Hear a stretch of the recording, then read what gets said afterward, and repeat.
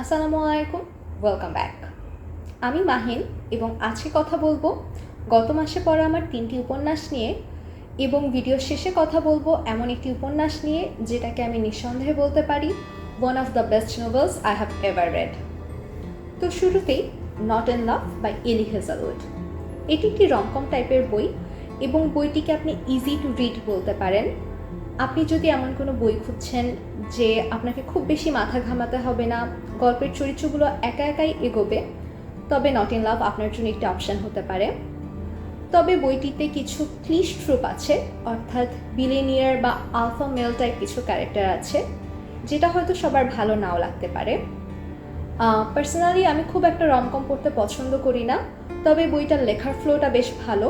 প্রায় 400 পৃষ্ঠার বই, তবে আপনাকে খুব একটা বোর করবে না। পার্সোনালি আমি এটার রেটিং করব 6 থেকে 6.5, 10-এ। তবে লেখার ফ্লো ভালো। আপনি যদি রমকম পড়তে পছন্দ করেন এবং একটু ফানি বা কমফোর্টেবল রিডিং চান তাহলে পড়তে পারেন। দ্বিতীয় যে বইটি সেটি হচ্ছে মুরাকামির নরওয়েজিয়ান ওড। মুরাকামির লেখার একটি সুন্দর বৈশিষ্ট্য হলো উনি খুব সুন্দরভাবে ডেসক্রিপশন দেন। গাছের পাতা পড়ছে, বৃষ্টি, বাতাস, একটা নর্মাল শান্ত রাস্তা, কিন্তু উনি এমনভাবে লিখবেন যে আপনার মনে হবে আপনিই দেখছেন বা আপনিই বৃষ্টিতে ভিজছেন। নরওয়েজিয়ান উডও অনেকটা সেরকমই বই। বইটিতে আছে একদিকে ভালোবাসা, স্যাডনেস, একাকিত্ব, কিশোর বয়স থেকে বেড়ে ওঠা। বইটির সবচেয়ে ভালো লাগার দিক হচ্ছে বইটিতে এক পর্যায়ে সম্পর্ক ভাঙে, মানুষ হারায়, আবার নতুন মানুষ আসে। আর সবচেয়ে বড় যে জিনিসটা ভালো লেগেছে সেটা হচ্ছে অ্যাটমসফিয়ার। প্রতিটা চ্যাপ্টারে আপনার মনে হবে আপনি দাঁড়িয়ে আছেন, আপনি পরিবেশটাকে উপভোগ করছেন এবং বইটি তার সাথে সাথে আগাচ্ছে। আমি হয়তো আর 2-1 বছর আগে পড়লে বইটিকে রেট করতাম 8 বা 9, তবে আমি এখন রেট করব বইটিকে 7 বা 7.5। তবে বইটির লেখার স্টাইল খুবই ভালো এবং আমি বইটিকে রেকমেন্ড করি। এবং last but not the least, the stationery shop of Tehran by Marjan Kamali. এটি আমার পড়া অনেক সুন্দর একটি উপন্যাস এবং উপন্যাসটি খুব ছোট, 220 থেকে 250 পৃষ্ঠার মধ্যে, কিন্তু বইটিতে চরিত্রগুলো খুব সুন্দরভাবে আপনি কানেক্ট করতে পারবেন। এটার গল্প আমি একটু বলতে চাই। গল্পের মূল চরিত্র রোয়া আর বাহমান। রোয়া হচ্ছে 17 বছর বয়সী একটি মেয়ে, যে একদিকে শান্ত, অন্যদিকে চঞ্চল।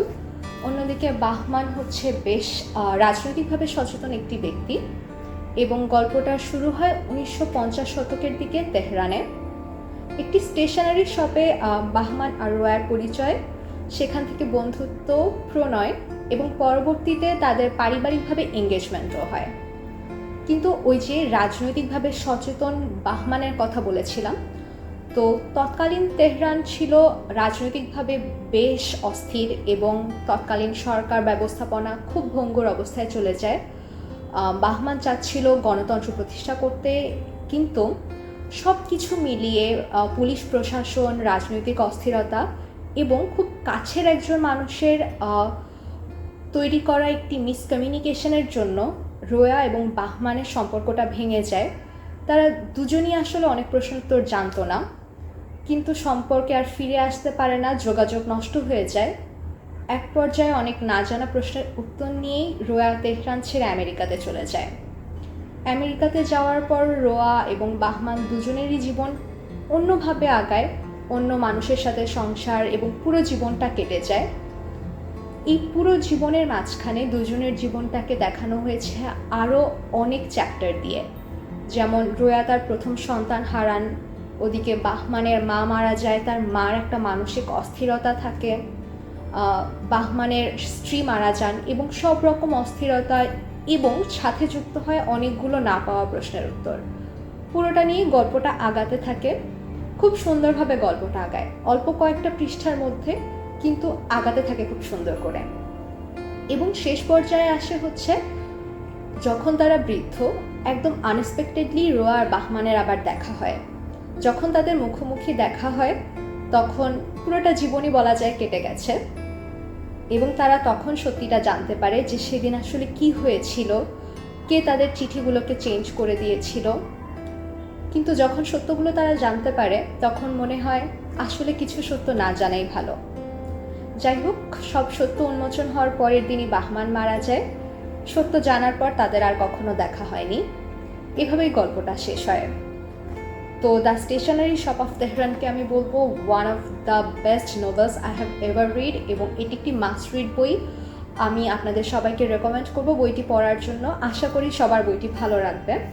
যদি আমাকে এটা রেট করতে বলা হয়, আমার রেটিং থাকবে 10-এ 11। তো আজ এ পর্যন্তই। ভালো থাকবেন। See you in the next chapter.